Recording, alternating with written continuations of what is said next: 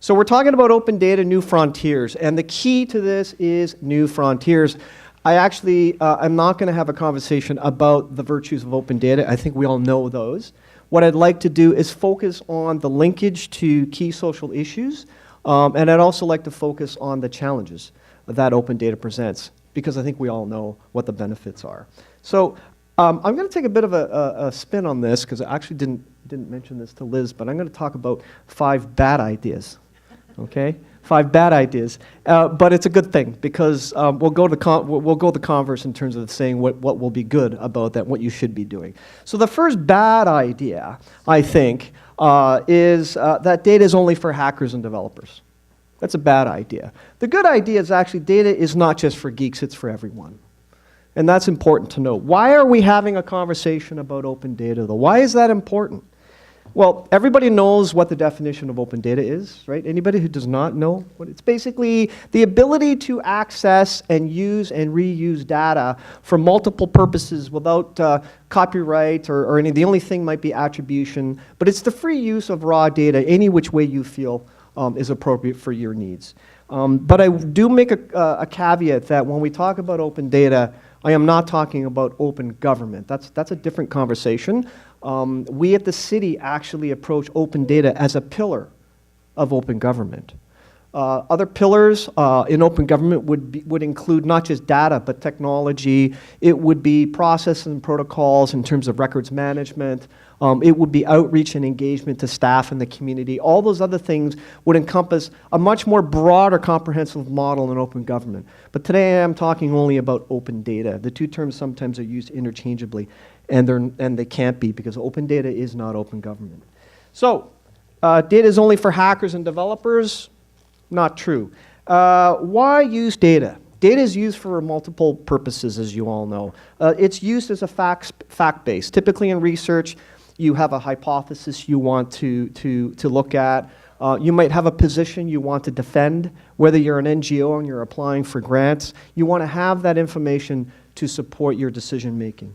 It's also analyzed to explore options, alternative options. Under the traditional planning model, for example, you have the first stages of identifying a problem, going through assessing options and implementation. It's at that option stage that data is useful, regardless of discipline that you're in. The mantra now at the City of Toronto, and it's really great to work for a municipality that embraces open data and open government, is evidence-based planning, right? Everything that we do at the city, I can say with full assurance, is supported by data, and you've heard our mayor mention that he would like to use data as part of the processes in making decisions, and that's a good thing. The only challenge, of course, is making sure that you're using the right data and you're applying the resources to make sure that that data is available for your use. However, one of the challenges that we have, one of the first challenges I'd like to talk about, is typically open data. When you talk about that, most people would say the achievement is I've released X number of data sets. Now, what's wrong with that? We'll have that conversation later, but one of the problems with that is that you're simply releasing data for the sake of releasing data, right? And really, it's about releasing relevant data would be my view. So to give you an example, and again, I don't have a script, so they'll drag me in when I'm kind of weaving all over the place. So I was asked to attend the federal government's government estimation, operations and estimates committee to give our feedback to the federal government's open data policies. The issues there were trying to have municipalities at the table along with provincial to provide RSS and input into what the federal government's doing. They're doing a great job, they're releasing data, but at one of the sessions they said that one of the most popular data sets at the national level, there were actually 2. One was baby names, and the other was caribou trails.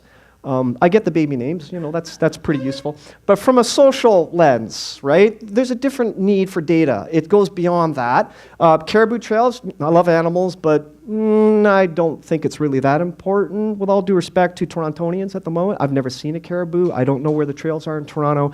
Probably less important for me here in this region. But I did say one of the outcomes is that we need to begin embracing data and releasing relevant data as it affects particular issues. So we have that context that we need to address now, and beginning to link data to specific issues. Not just data for release of data's sake. Otherwise, you're going to lose that momentum in having that information that you need around this table to address particular social issues. And it'll be a multitude of different data sets which may not be useful to you.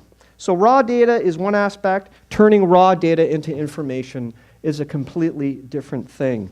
Also, remember your audience. One of the lessons we learned at the City of Toronto in releasing data is at the beginning, it was very much an INT perspective. So they were releasing data sets in different formats, which is fine, but one of the formats that they'd release some of the most important data were GIS formats.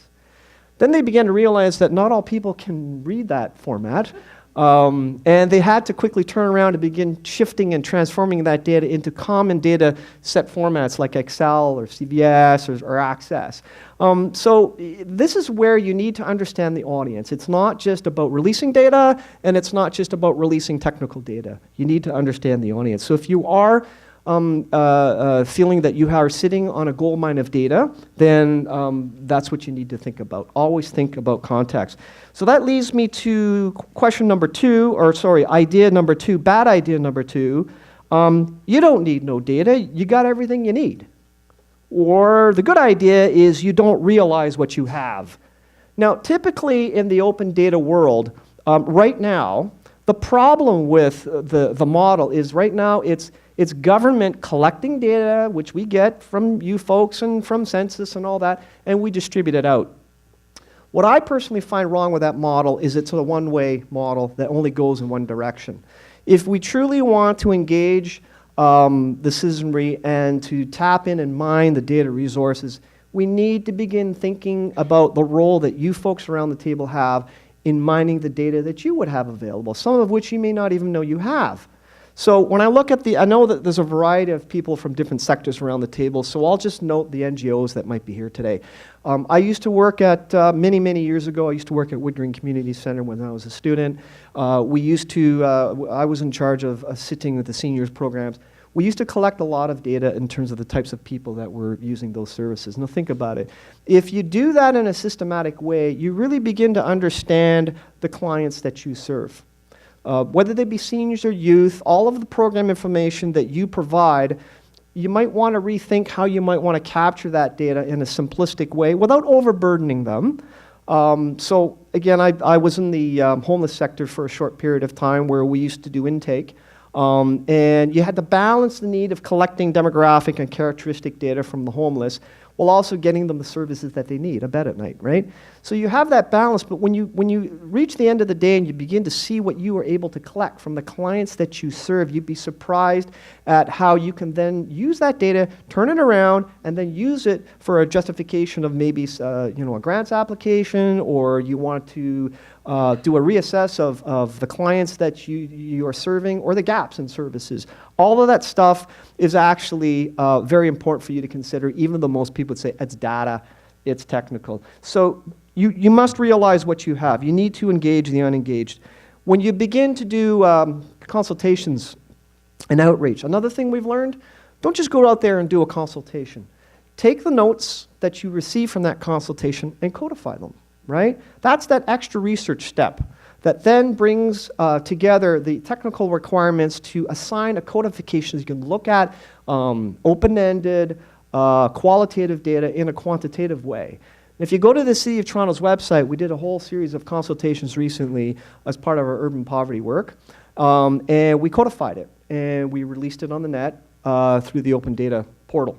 So there's many ways of shaping and manipulating data that you actually have that you may not realize that you have. Again, data in is as important as data out.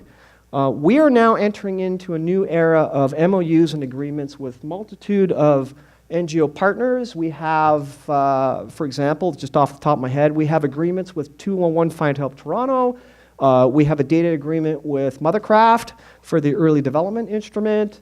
We have an MOU with the federal government's Citizenship Immigration Canada, because they recognize the value that their data can provide, and it's no longer it's my data and you can't have it. What I find happening and I've been in the business, oh my God, almost 30 years, you actually get more leverage and value if you share what you have. Now, and I'm not talking about the ignorance of privacy. No, that's very important. We need to mind people's privacy and protect it. But what I am saying is that there are ways that you can take that information, you can aggregate it, you can compartmentalize it, you can codify it by geography that removes the privacy issues, because I find a lot of agencies hide behind the privacy legislation. You can still use the data. So we move on to our next area, which is basically the bad idea is evidence-based analysis is only for the sciences. The corollary of that is bridge the data research and policy divide. The challenge right now, and it kind of relates to the first idea, is that people are releasing data for data's sake. We are not making that leap in connecting data to social issues. So one of the discussions I had up in Ottawa was they asked me, well, what are some of the suggestions to the federal government? And I said, well, if you release things like unemployment data, unemployment rates, you've seen those released by the Labor Force Survey and all that. Why don't they, when they release those summary statistics, whether it be StatsCan's site or some other site, link them to the key programs that help youth get jobs, for example, right? It becomes a website only and purely for, and I'm a researcher, researchers only. And I think we need to begin engaging different types of stakeholders that typically are not engaged in this conversation.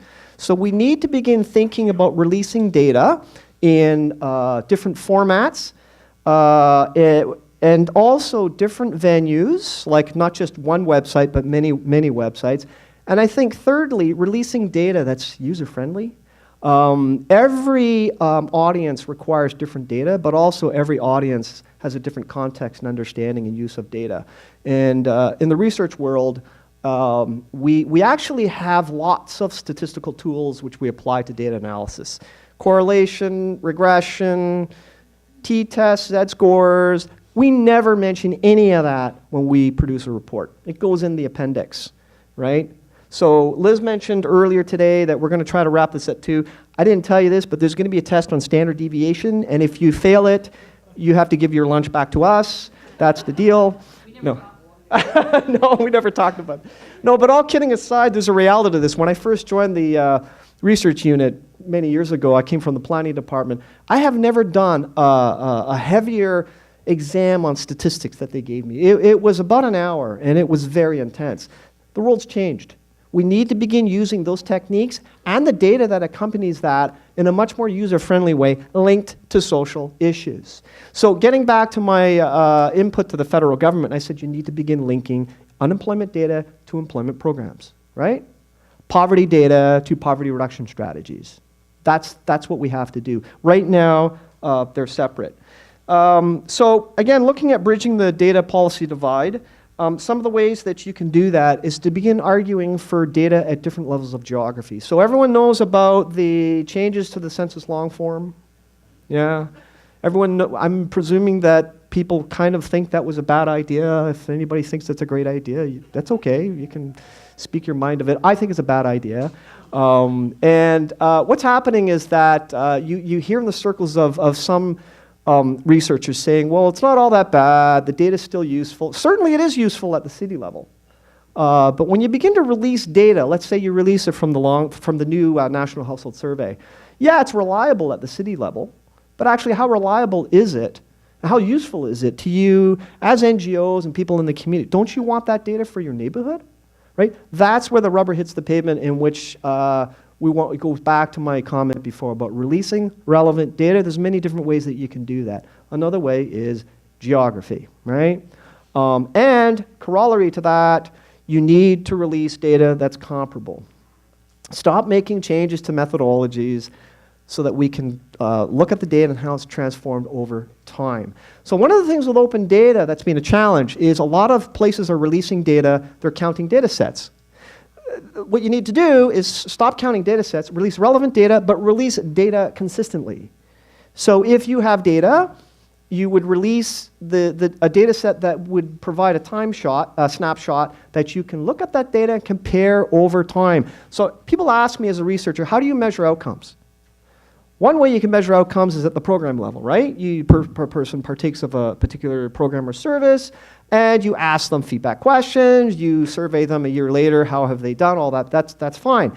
But the other way that you can do that is through inferred statistics, and the best way is how things change over time, right? That is an acceptable research way to look at outcomes and how communities have changed over time. The longer the period, the more sure you are in terms of the impacts on that community. Kind of like house price sales, right? A month does not make a trend, right? A couple of years makes a trend, and you begin to see these larger changes.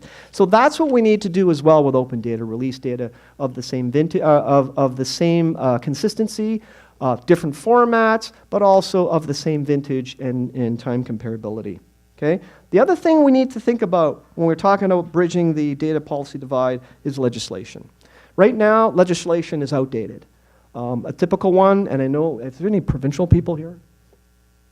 Okay, so not to put you guys, but you have this thing called the Assessment Act. How many times have I received requests for assessment data that I cannot give out because the Assessment Act says I can't give it out? I can only use it in-house, right? Okay, there are issues with any data set that can be improved, but there's legislation there that needs to change. We are sitting on a gold mine of data. I'm picking on the assessment data because it is one of the biggest demand data sets that asked of us, and we can't give it out. We don't own it, and we need to sort that out. So moving right along, another bad idea, as long as my PC runs, who cares? So the corollary of that is technology can be a friend to you and open data.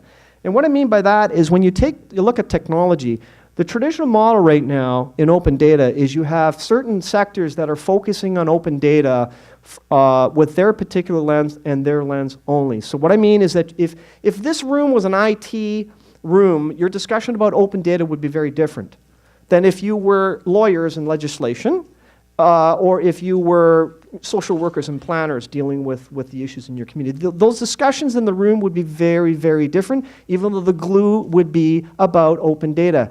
Now, yes, I was in Brazil representing civil society of Canadian organizations, and I noticed one thing. That's what was happening at the OGP, with all due respect, in Brazil at that time, was they broke off into sessions, and you could choose your own sessions. So everyone who was a lawyer into legislation, of course, they went into where they were comfortable. You need to begin thinking out of the box. Go to the area that you're least familiar with. Talk about those issues that you know least of, and talk to those people and network and say, well, how does my piece and understanding of data fit into yours on either the technology side or what have you? Technology can be a friend, but one of the problems is we don't invest enough in technology in terms of open data. Right now at the City of Toronto, yeah, we got a wonderful site on open data. It's excellent. We have Wellbeing Toronto. We've approached open data at the city that data does not just sit on one website. It sits on a multitude of different websites because people will come through the door at the city and many different doors, but they're going to end up more or less asking for similar things, that being data. We just have to present the data in different contexts. So with Wellbeing Toronto, we present data in the context of neighborhood quality of life. That's the filter. For open data, it's about raw data, right? And only raw data without any type of context at all. It's just about raw data, and that's okay too. But we need to begin having that conversation to bring people together. Finally, we have the bad idea, let the techies worry about open data. I have a job to do, right? Think about what the corollary would be, and that would be walk the talk and make open data real and relevant. Begin accepting that there are many different experts out there that have their particular lenses on open data. We don't want it just to have hackathons. They're great, but I think what's happening, and I see this as a positive thing happening now, we're now having things like health hackathons, right? Where there's been a social question addressed to a group of developers and they must create an application that meets or addresses that issue. That to me is much more relevant than just having a hackathon, which is great, but quite frankly, we've got a variety of fantastic when's my next streetcar, But I would argue that we don't have enough apps that tap into how we, say, leverage labor market data to help people get jobs, right? It's a different kind of thing, and I don't think we're quite there yet. I think I've got 5 minutes, if that's about right. I'm not keeping time, but huh? Yes, okay. Think outside the box, don't be afraid to share. On a note of AODA, everyone knows what AODA is. I think we also need to be mindful in the open data environment of AODA. What we have learned at the city is that while AODA is fundamentally important and we need to embrace it because that is what our society is about, there are challenges even with that. So when I talk about that, mapping, we do lots of GIS mapping at the city. Right now, there is no tool that would provide an AODA tag to a map. Because when you look at a map, you know, you're looking for spatial trends and data. Where do most seniors live? This, that, and the other, right? You can do that with a simple text HTML. You can't do that with a visual image, right? It's very difficult to do. We need to begin thinking out of the box as to how we apply AODA standards to spatial interpretation of data. I just needed to add that because people say, you know, we need to be mindful of AODA. Some ending conclusions in the 5 or 4 minutes I have left. A couple of things. I have this transformation model that I keep in my head where, you know, it's a cycle, step by step, through the evolution of reaching your end goals of open data. Now, you've probably seen stuff on the internet that says you start with raw data, you end with knowledge, and that's your goal. I actually fundamentally disagree with that, only because you need that knowledge at that first step. You guys, as experts in your field, even though you may not be techies and even though you may not know file formats, that doesn't matter. Because if you don't have that context and understanding of the data that you have, you can't decide what data you want to release. It's up to you folks to decide what data to release, just like we do at the city. I had a gentleman at a session ask me, and it was his question, and that's fair. He said, Harvey, who makes you God at the city to determine what should be released and what shouldn't be? His philosophy was release everything. Well, I can't do that because I've actually got a job to do. This open data, which is a problem in itself, is on the side of my desk. So if I released everything, actually, there would be like 10,000 data sets out there, and my phone would be ringing off the hook. How do I analyze this? What does this field mean? The better way is to provide an expert lens and determine what you think, what I think as a professional, in the best of my abilities, to pick and choose data sets that I think are relevant and release that first. So knowledge is actually the first step. That contextualizes the raw data that is to be released. And then after that would come this stage that I'll call wisdom. And that's when people take all that data that we've released through the lens of experts like ourselves and myself and you folks, and provide that relevancy to that data that's been released and turn that back into knowledge that can then be fed back to the city. It's a circular route. It's not a one-way route for open data is about governments releasing data. No, it's about sharing with the community and back to the City of Toronto. I will end up with a quote from Barack Obama in 2009. But before that, what is the goal of open data? For the private sector, it's about understanding your customers' needs and ultimately the bottom line. For governments, take a guess what the end goal of open data is. Well, the movement towards that would be transparency and accountability, right? That's what everybody talks about. But if there's any one word that we're striving to do when we do all this stuff called open data, what is it? It's trust. That's why we do it, so that we have that trust from the people that we serve. That's why we do open. It's not to release 10 data sets. That's a technical objective. Right? We need to have a philosophical objective, and that is trust. So Barack Obama said in 2009, we will work together to ensure the public trust and establish a system of transparency, public participation, and collaboration. Openness will strengthen our democracy and promote efficient and effectiveness in government. I would only add, it also adds efficiency in the NGO sector, the private sector, and everybody. It's not just about government efficiencies. So I think I've used up my 25 to the minute. Good. And thank you.